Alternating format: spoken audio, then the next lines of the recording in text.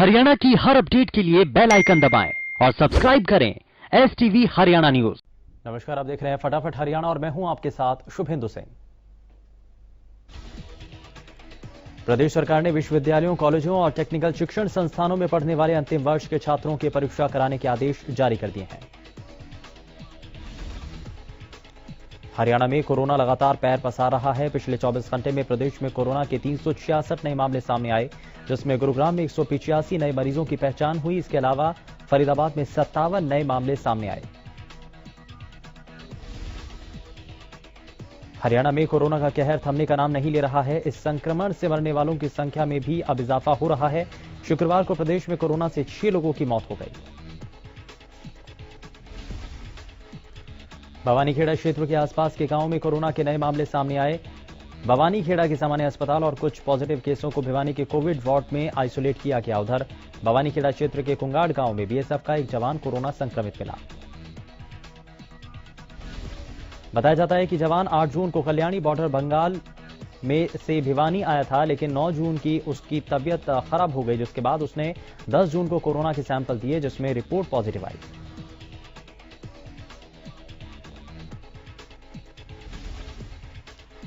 महम कस्बे में 2 सगे भाई कोरोना पॉजिटिव मिले। इनका भीड़भाड़ वाले बाजार में पंसारी की दुकान है। दोनों का इलाज खेड़ी महम स्थित आश्रम में चल रहा था, लेकिन जैसे ही उनकी रिपोर्ट कोरोना पॉजिटिव आई, बाजार में हड़कंप मच गया। बताया जाता है कि दोनों भाई अपने रिश्तेदार के यहां दिल्ली गए थे। लौटने के बाद दोनों की तबीयत बिगड़ गई, जिसके बाद दोनों ही आश्रम में इलाज करा रहे थे, लेकिन जैसे ही दोनों की रिपोर्ट पॉजिटिव आई, वैसे ही स्वास्थ्य विभाग की टीम और पुलिस प्रशासन ने दोनों को इलाज के लिए रोहतक पीजीआई भेज दिया। रतिया में कोरोना का कहर बढ़ता जा रहा है। शुक्रवार को शहर के वार्ड नंबर 16 में एक महिला की रिपोर्ट कोरोना पॉजिटिव आई। स्वास्थ्य विभाग की टीम ने महिला को आइसोलेशन वार्ड में भर्ती कर दिया। महिला के बेटे की भी रिपोर्ट 2 दिन पहले पॉजिटिव आई थी। रतिया में अब तक टोटल 19 पॉजिटिव मामले सामने आए हैं, जिनमें से 7 मरीज ठीक हो गए, जबकि 12 का अभी भी इलाज चल रहा है। करनाल से राहत की खबर सामने आई। 421 कोरोना सैंपल में सभी की रिपोर्ट नेगेटिव आई है। इसके साथ ही जिले में रिकवरी रेट 50% से ज्यादा तक पहुंच गया है। इस बात की जानकारी डीसी निशांत कुमार यादव ने दी। उन्होंने कहा कि शुक्रवार को करनाल जिले में कोरोना संक्रमण का कोई भी पॉजिटिव मामला नहीं है।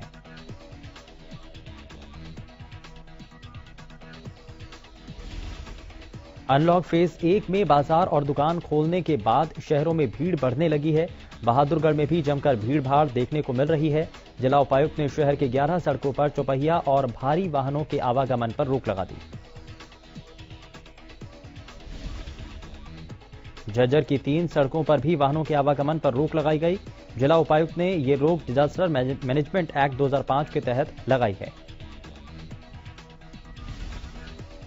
कोरोना महामारी से बचने के लिए लोगों के सामने एक बड़ी चुनौती बन चुकी है। ऐसे में फरीदाबाद में दुकान संचालक भी ऐसे तरीके इजाद कर रहे हैं, जिससे कोरोना से बचा जा सके।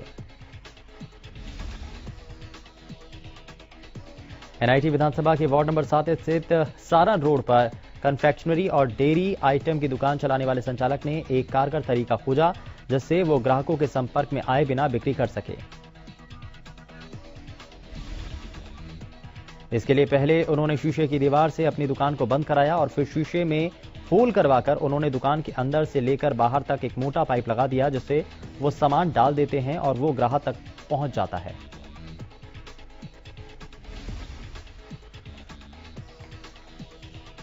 अंबाला में हरियाणा न्यूज की खबर का असर हुआ। हरियाणा न्यूज पर यात्रियों की परेशानी की खबर प्रमुखता से दिखाने के बाद अंबाला रोडवेज विभाग ने अब सभी बसों को शहर बस स्टैंड से होकर गुजरने के आदेश दिए हैं। यमुनानगर में हरियाणा न्यूज की खबर का असर हुआ। दरअसल हरियाणा न्यूज ने सब्जी मंडी में सोशल डिस्टेंसिंग की धज्जियां उड़ाने की खबर दिखाई, जिसके बाद पुलिस और प्रशासन हरकत में दिखा। पुलिस की टीम और मंडी प्रशासक ने एक अभियान चलाया। इस दौरान बिना मास्क मंडी में आने वालों के चालान काटे गए, तो वहीं लोडिंग करने वाले वाहनों को भी मंडी से बाहर कर दिया गया। सिरसा में शुक्रवार को पूर्व केंद्रीय मंत्री बीरेंद्र सिंह और सांसद बृजेंद्र सिंह ने कांडा परिवार आवास पर पहुंचकर स्वर्गीय राधा देवी कांडा के निधन पर शोक जाहिर किया। इस दौरान बृजेंद्र सिंह ने सोनाली सुल्तान प्रकरण को दुर्भाग्यपूर्ण बताया। टिकटॉक स्टार और बीजेपी नेता सोनाली फोगाट और मार्केट कमेटी के सचिव सुल्तान सिंह के बीच हुए थप्पड़ कांड में बिनैर खाप मध्यस्थता के लिए सामने आई। खाप पंचायत ने एक और जहां सुल्तान सिंह का पक्ष सुना, वहीं सोनाली फोगाट का भी पक्ष जाना। पंचायत ने जहां सोनाली फोगाट को गिरफ्तार करने के लिए प्रशासन को अल्टीमेटम दिया था, लेकिन शुक्रवार को खाप का 5 सदस्यीय प्रतिनिधिमंडल को हिसार एसपी गंगाराम पुनिया से मिला। वहीं खाप प्रतिनिधिमंडल ने संकेत दिए हैं कि पूरे मामले में दोनों पक्षों के बीच समझौते की संभावनाएं हैं। उप मुख्यमंत्री दुष्यंत चौटाला के हलके उचाना के पालवा गांव में वाटर सप्लाई के नलों में पीने के पानी गंदा आने से लोग परेशान हैं। पालवा में पिछले काफी समय से लगभग 60 घरों में पीने के लिए सप्लाई का पानी नहीं आ रहा है।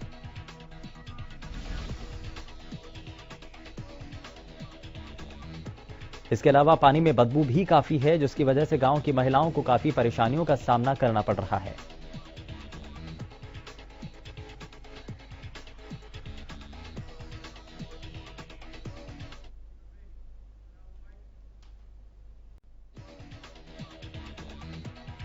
भूजल बचाने के लिए शुरू की गई मेरा पानी मेरी विरासत योजना को सिर चढ़ाने के लिए हरियाणा सरकार पूरी तरह से जोर आजमाइश कर रही है। इसके लिए रोहतक जिले के कृषि अफसरों को भी टारगेट दिया गया है।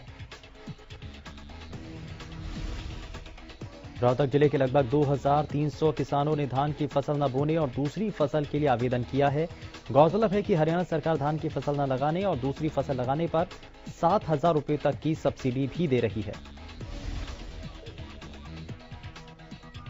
भले ही सरकार कानून बनाकर 3 तलाक पर लगाम करने की कोशिश कर रही है, लेकिन अब भी 3 तलाक की घटनाएं रुकने का नाम नहीं ले रही हैं।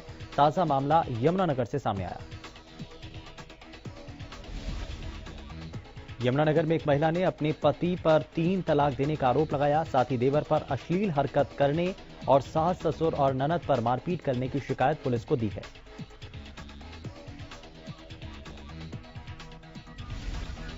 पीड़ित महिला और उसके पिता ने शिकायत में बताया कि उसकी शादी फरवरी में हुई थी। परिवार वालों ने 30 लाख रुपए शादी पर खर्च किए थे। शादी के कुछ दिन बाद ही उसके ससुराल वाले उसे परेशान करने लगे। ससुराल वाले एल्टो कार मिलने से नाराज थे।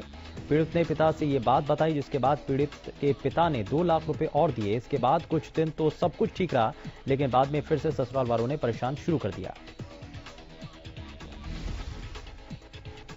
फतेहाबाद में राजस्थान सीमा से सटे भट्टूकला क्षेत्र के खेतों में उड़ते ग्रासहोपर को टिड्डियां समझकर किसानों में हड़कंप मच गया है।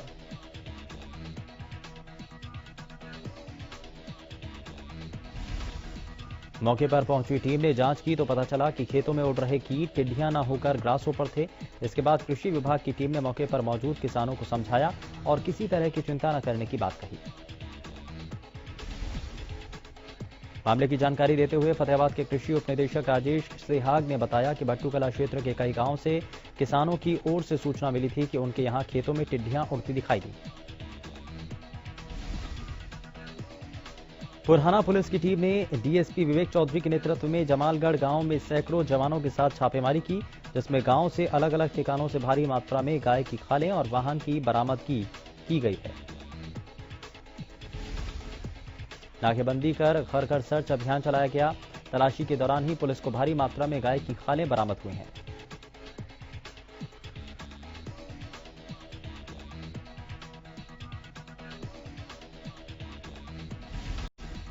फरीदाबाद के मंझावली गांव में एक विवाहिता की संदिग्ध परिस्थितियों में मौत होने से पूरे गांव में सनसनी फैल गई। मृतका के परिजनों ने बताया कि 2017 में उनकी बेटी मेघा की शादी हुई थी। शादी के बाद से ही मेघा के ससुराल वाले बार बार उस पर दहेज लाने के लिए प्रताड़ित उसको करते थे। उन्होंने आरोप लगाया कि ससुराल पक्ष के लोगों ने ही दहेज की खातिर उनकी बेटी की हत्या की।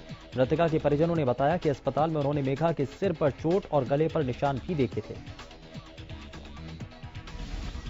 करनाल के प्योंत गांव के पास बाइक और पिकअप की टक्कर में बाइक सवार मां बेटे की मौत हो गई। हादसे के बाद पिकअप ड्राइवर पिकअप छोड़कर मौके से फरार हो गया। पुलिस ने शव को कब्जे में लेकर पोस्टमार्टम के लिए भेज दिया है।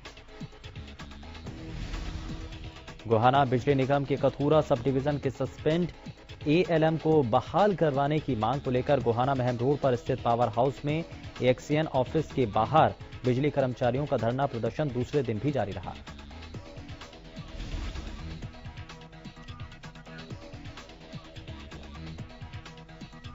प्रदर्शन कर रहे बिजली विभाग के कर्मचारियों ने बताया कि 10 जून को सभी दिशा निर्देशों का पालन करते हुए कथूरा पावर हाउस के करीब बिजली की लाइन पर काम करते समय खंभे से नीचे उतरते समय एएलएम कर्मचारी सुनील का पैर फिसलने से नीचे गिर गया और गिरकर घायल हो गया था, लेकिन बिजली विभाग के अधिकारियों ने उनकी आर्थिक सहायता करने की बजाय उसे सस्पेंड कर दिया। इसी के विरोध में बिजली विभाग के कर्मचारियों में अधिकारियों के खिलाफ रोष बना हुआ है। प्रदर्शनकारी कर्मचारियों ने कहा कि जब तक सस्पेंशन वापस लेने का लिखित आश्वासन नहीं मिल जाता तब तक उनका धरना जारी रहेगा। लॉकडाउन के दौरान रतिया में निजी स्कूल जहां बंद पड़े हैं, वहीं घर से स्कूल तक बच्चों को लाने वाले निजी स्कूल बस और वैन चालकों के सामने रोजी रोटी का संकट बन चुका है। इसको लेकर रतिया में बस और वैन चालक लामबंद हुए। चालकों ने एसडीएम और सरकार के नाम ज्ञापन सौंपा। आगामी मानसून को देखते हुए रतिया में बाढ़ से बचाव के लिए पुख्ता इंतजाम शुरू कर दिए गए। गांव में पटवारी और कानूनगो की ओर से लोगों को वोट किश्ती चलवाकर बचाव के गुर सिखाए जा रहे हैं। इस दौरान ग्रामीणों को बताया जा रहा है कि बोट की मोटर खराब होने के बाद कैसे चप्पू का सहारा लेकर मदद की जा सकती है। रादौर में यमुना नदी के पास रह रहे किसानों को कोरोना वायरस के साथ साथ अब यमुना नदी में आने वाली बाढ़ का डर भी सता रहा है। इस बीच प्रशासन की ओर से भी सभी तरह के कार्य को 30 जून तक पूरा करने के निर्देश दिए गए, लेकिन काम की गति को देखते हुए ग्रामीण चिंतित नजर आ रहे हैं। यमुना नदी से सटे गांव गुमथला के एडवोकेट वरियाम सिंह ने बताया कि बीते साल यमुना नदी में आए रिकॉर्ड तोड़ पानी ने यमुना नदी के किनारों को काफी क्षति पहुंचाई थी। रेवाड़ी के भाड़ावास रोड पर स्थित शहर का एकमात्र पशु चिकित्सालय सुविधाओं के अभाव में सफेद हाथी साबित हो रहा है। पशुपालकों की माने तो पशु चिकित्सक और दवाइयां न मिलने के कारण यह अस्पताल शोपीस बनकर रह चुका है।